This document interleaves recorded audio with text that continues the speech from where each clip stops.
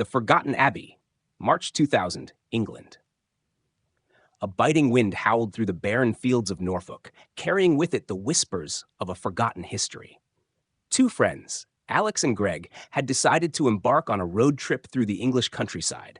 Their goal, to photograph the ruins of ancient monasteries for an amateur history blog they co-managed. Their journey had been uneventful until they reached the crumbling remains of an unmarked abbey, hidden deep in the woods near Wymondham. The locals had been hesitant to speak of it, their words steeped in superstition. Best stay clear of that place, an old barkeep had warned the night before. But Alex and Greg were skeptics at heart, and the mystery only added to their curiosity. The abbey was a hollow shell, its stone walls streaked with moss and decay. A heavy sense of stillness blanketed the air, muffling even the chirps of birds. Alex, the more adventurous of the two, pushed open the creaking iron gate that led to the courtyard. Greg hesitated, clutching his camera tightly. "You sure about this?" Greg asked, his breath visible in the cold air. "It's just a ruin," Alex replied with a grin. "What's the worst that could happen?" As they explored, the duo stumbled upon a doorway partially hidden beneath collapsed stone. It led to a narrow staircase spiraling into the earth. Alex's excitement was palpable. "It's probably a crypt or something. Come on!" Reluctantly, Greg followed. The air grew colder as they descended, the walls damp and close.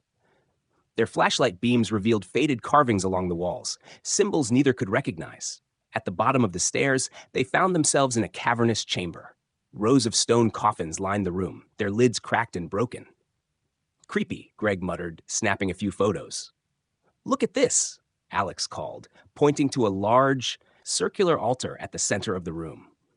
Its surface was etched with intricate designs that seemed to shift when viewed from different angles. Before Greg could protest, Alex brushed away the thick layer of dust and placed his hand on the altar. A low hum filled the room, growing louder with each passing second. The air seemed to vibrate, and the light from their flashlights flickered wildly. "Alex, stop!" Greg shouted, but it was too late. A deafening crack split the air, and the room plunged into darkness. Greg's flashlight sputtered back to life, revealing that Alex was gone.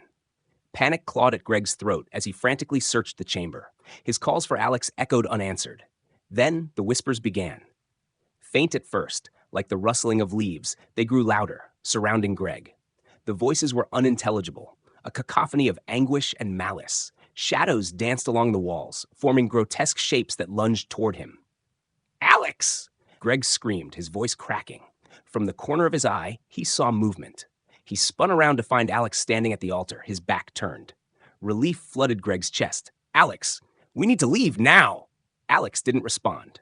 Greg approached cautiously, reaching out to grab his friend's shoulder. When he turned Alex around, he recoiled in horror. Alex's eyes were empty voids, black as coal, his face twisted into a grin that didn't belong to him. "You shouldn't have come here?" Alex said, though his voice was layered with others.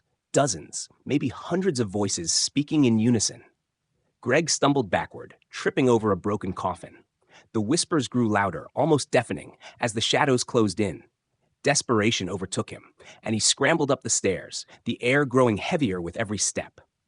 When Greg burst into the open air, the whispers ceased. The forest was eerily silent, the abbey bathed in an unnatural twilight. He turned back toward the ruins, but the doorway to the crypt was gone, sealed as though it had never existed. Alex was never found. Greg returned to London a changed man, haunted by nightmares of that night. He never spoke of the abbey, nor did he update the blog again. Years later, the ruins were demolished to make way for new development. Workers reported strange occurrences, tools disappearing, shadows moving against the light. The project was abandoned, and the site remains untouched to this day, a silent monument to the secrets buried beneath.